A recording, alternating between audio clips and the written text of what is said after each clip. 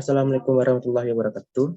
Kami dari kelompok 7 akan mempresentasikan materi kelompok kami tentang Inventory Management of Independent Demand, yang mana kelompok kami akan membahas tentang kasus. Pertama-tama, mari kita perkenalkan kelompok kami. Yang pertama ada Arsyad Wijaya Jawua, yang kedua Edward Leonard Benbam, dan saya sendiri Ilan Nazmi. Baiklah, marilah kita lihat video studi kasusnya. Well, whether you like Walmart or not, there's actually a ton that we can learn about inventory from them. Back in the 1970s, they were the very first to come up with distribution centers, and this is what made it so they could offer their rock bottom prices. And so what they found was that if they had a central distribution center, they could buy bulk quantities of items, which drove the price down that they were paying per item. And then from that distribution center, they would send the inventory out to their individual stores. It was brilliant, and it was the first model of its kind, and it caused them to be able to undercut the prices. Baiklah, untuk materi pertama tentang kilas review video akan langsung saya bacakan. Pada tahun 1970-an, Walmart adalah perusahaan pertama yang datang dengan pusat distribusi, dan inilah yang membuat mereka dapat menawarkan harga terendah mereka.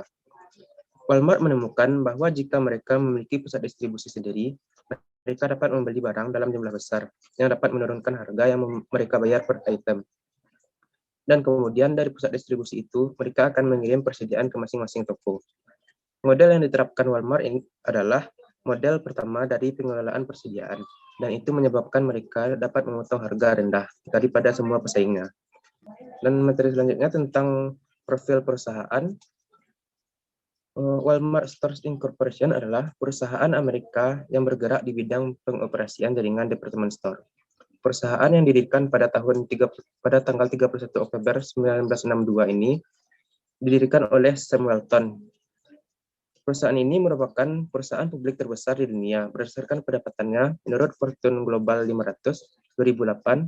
Sahamnya telah dicatat dalam bursa saham New York sejak 1972. Untuk materi selanjutnya akan dibacakan oleh Bang Edward. Kepada Bang Edward, dipersilakan. Terima kasih kepada moderator. Di sini saya akan membawakan materi tentang model persediaan dikelola vendor Walmart.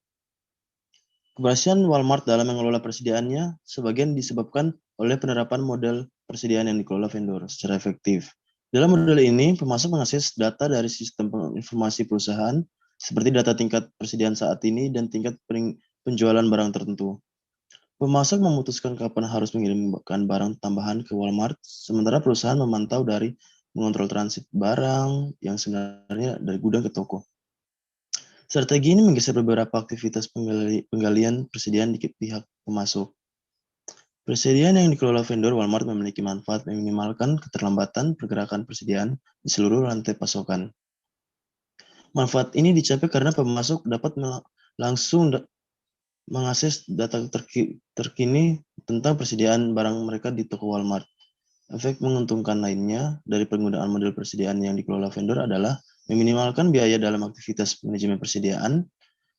Perusahaan tidak perlu menggunakan tenaga ekstra untuk mengelola barang masing-masing pemasok, dan sebaliknya. Biaya keuangan dan sumber daya manusia ini langsung diteruskan ke pemasok Walmart. Di sini ada jenis persediaan di Walmart. Pertama, kita bahas tentang persediaan barang jadi. Persediaan barang jadi adalah yang paling signifikan dalam bisnis Walmart. Barang jadi tiba di toko perusahaan, barang-barang ini disimpan dan persediaan diisi ulang secara teratur. Dengan demikian, peran dari jenis persediaan ini adalah untuk mendukung operasional toko Walmart, di mana barang jadi dipindahkan dari pusat distribusi barang dengan perusahaan untuk dijual kepada pembeli eceran di toko tersebut. Kita langsung masuk ke persediaan transit. Walmart menggunakan jenis persediaan transit sebagai yang paling signifikan. Kedua dalam mendukung operasional retailnya. Jenis persediaan ini mengacu pada barang dan disimpan dalam perjalanan tingkat global rantai pasokan. Walmart berarti bahwa beberapa barang sedang dalam perjalanan selama berhari-hari atau berminggu-minggu. Peran jenis persediaan ini adalah untuk mendukung pengisian kembali persediaan barang jadi di pusat distribusi barang dagangan dan toko Walmart. Poin ketiga, persediaan penyangga. Walmart menggunakan jenis persediaan ini tokonya dengan menjaga margin kecil barang tambahan untuk menjaga keberlangsungan bisnis ketika permintaan tiba-tiba berfluktuasi. Untuk tujuan ini, akan selalu ada stok barang tambahan di toko Walmart. Peran jenis presiden ini adalah untuk memastikan kapasitas perusahaan yang memadai untuk memenuhi peningkatan permintaan yang tiba-tiba mengingat model prediksi pasar retail saat ini. Mungkin akurat tetapi tidak sempurna dalam memodelkan fluktuasi tersebut. Yang poin terakhir tentang persediaan antisipasi. Walmart menggunakan jenis persediaan antisipasi untuk memastikan kapasitas optimal untuk memenuhi permintaan konsumen. Jenis ini mirip dengan persediaan penyangga karena perusahaan mempertahankan stok barang tambahan untuk mengatasi peningkatan permintaan. Namun, jenis persediaan antisipasi didasarkan pada perubahan musim dan data empiris yang sesuai tentang perusahaan musiman di pasar. Kita ke materi selanjutnya tentang just-in-time cross-docking di manajemen persediaan Walmart. Walmart menggunakan metode yang berbeda untuk mengelola persediaannya.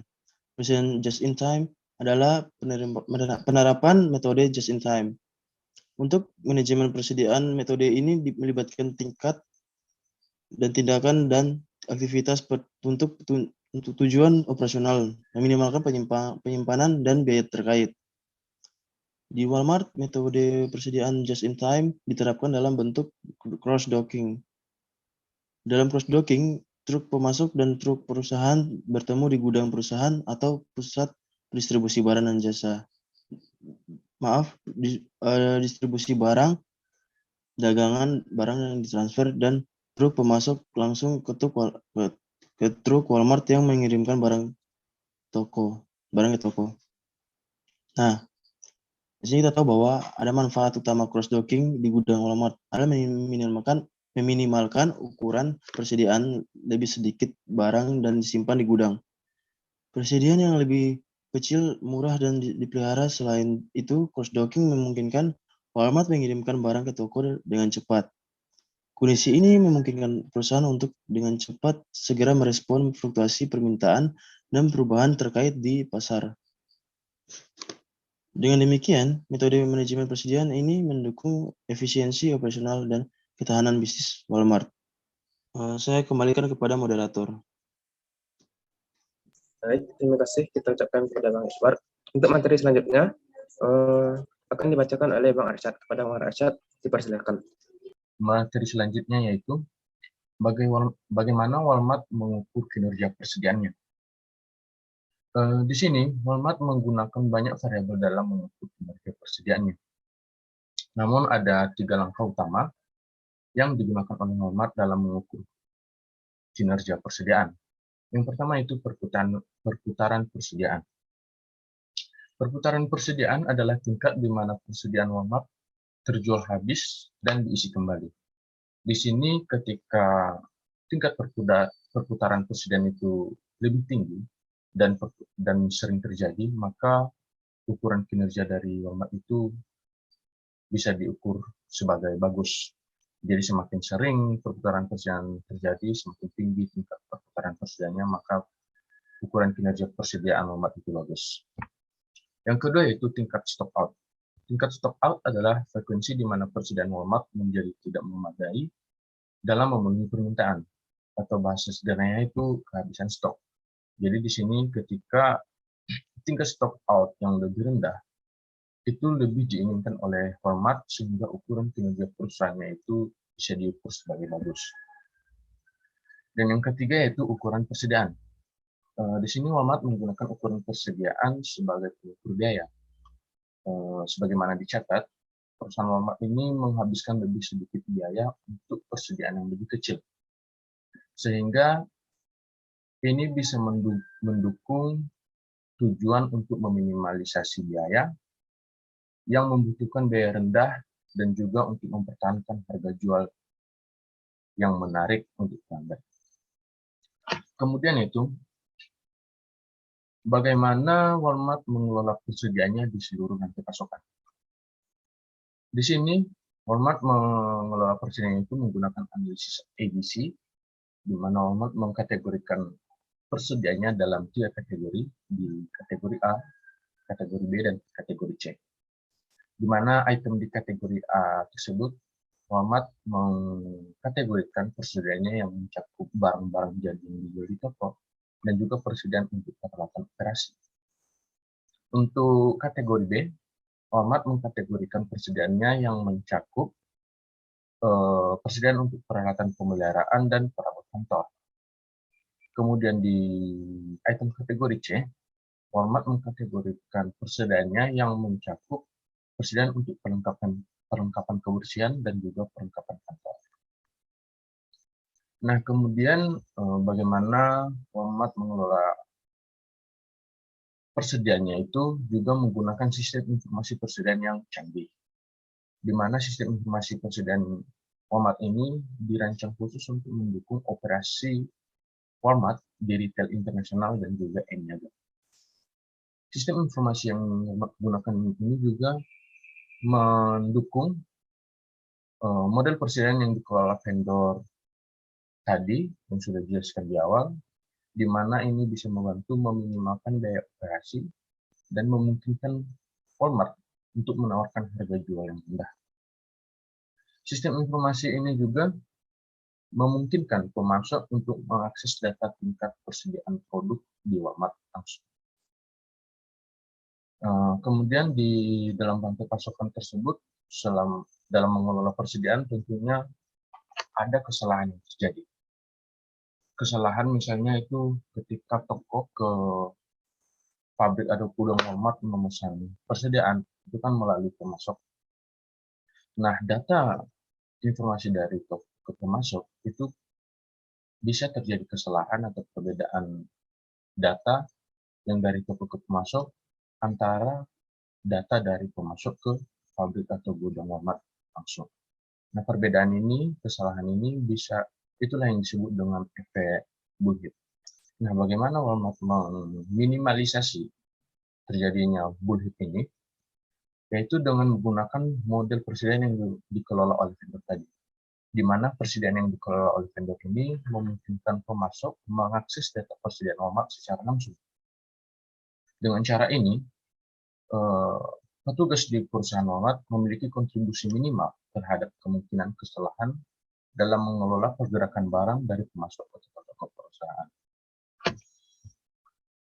Nah, kemudian dari strategi-strategi yang diterapkan Walmart ini dalam mengelola persediaannya, tentunya ada dampak bagi keuangan di Walmart. Apa dampak tersebut? Bisa kita lihat dari strategi yang dijelaskan tadi satu-satu. Yang pertama itu, dari model persediaan yang dikelola oleh vendor.